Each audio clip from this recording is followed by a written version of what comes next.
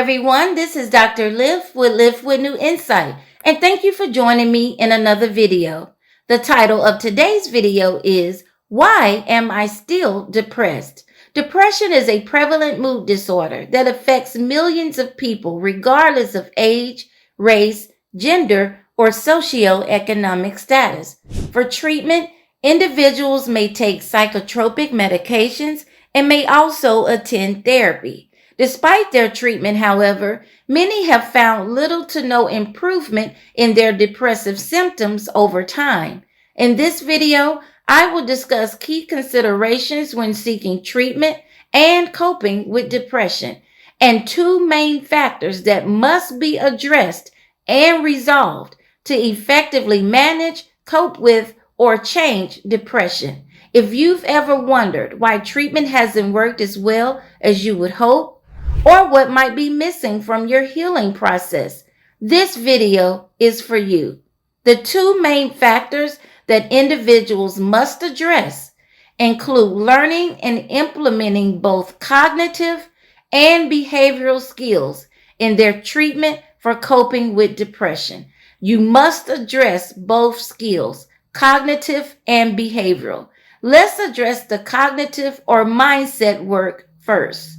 The cognitive work is necessary to help you first adopt a growth mindset, which is necessary so that you're motivated and receptive to taking any steps toward positive change and self-growth. Without a growth mindset, the depressing thoughts will dominate and reinforce feelings of helplessness, hopelessness, and a lack of motivation, causing you to believe there is no point in trying. It is also imperative to do the cognitive or mindset work to examine the nature of your thoughts, beliefs, and assumptions to help you change and restructure negative, unhealthy, unhelpful, and self-defeating thinking patterns, or to completely discard them, or to accept what you cannot change or control. A key note to remember is that acceptance is a part of the cognitive work. And although you are accepting what you cannot change or control, you should do so with empowerment and purpose, not defeat or despair. And adopt acceptance by putting things in perspective with rational and helpful thinking, not self-defeating thoughts. This is key. Now, a common question that I'm asked by clients is, so after reframing or discarding your negative thoughts, what do you replace them with? The answer is, you must replace them with affirmations or affirming thoughts and counterarguments, also known as counterstatements. These are key to help you build a defense against your inner critic, helping you respond with logic and self-compassion. For example, a negative thought is, I'm a failure. And an example of an affirmation and counterargument or counterstatement is, not achieving everything I wanted or expected does not make me a failure, nor does disappointing others make me a failure. When one door closes, another will open.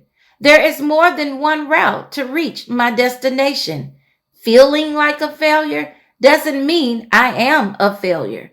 I'm going to use this stumbling block as a stepping stone, re-strategize, and keep moving forward. These thoughts can be used again as affirmations or counterarguments, also known as counterstatements.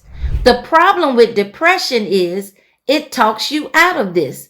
Every time you try to steer in a positive direction, it overpowers you to discourage you and keep you stuck. It runs you in the opposite direction from growth. It deceives you and convinces you that there's no point. You can't and won't change.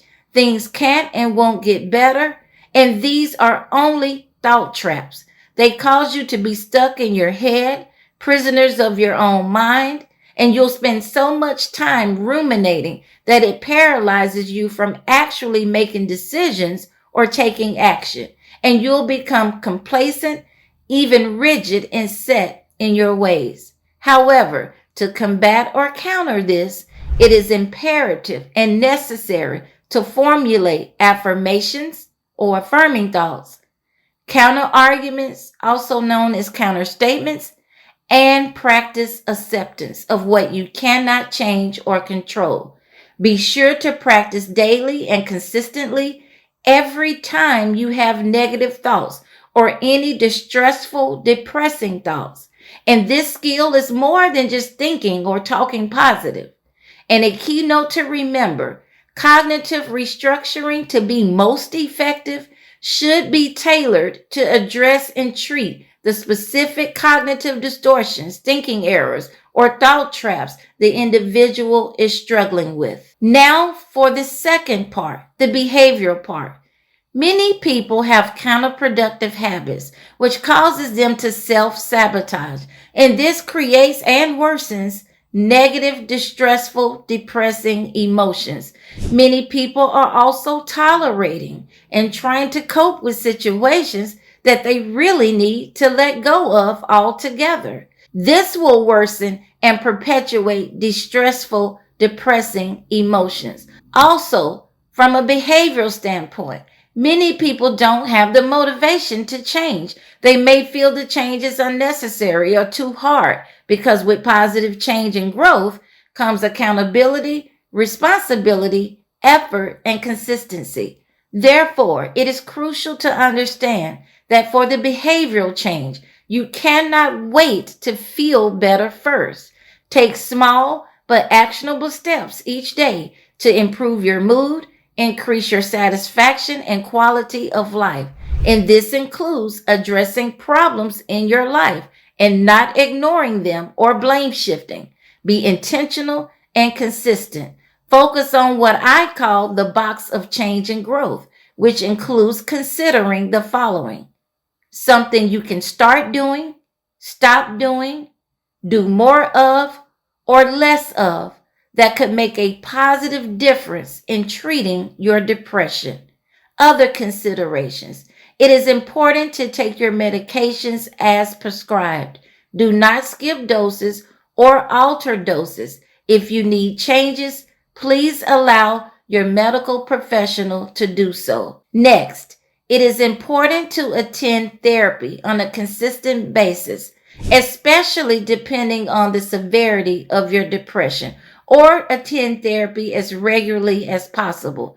And it is also important to ensure that you have a structured treatment plan that outlines your problems, goals, objectives, and interventions.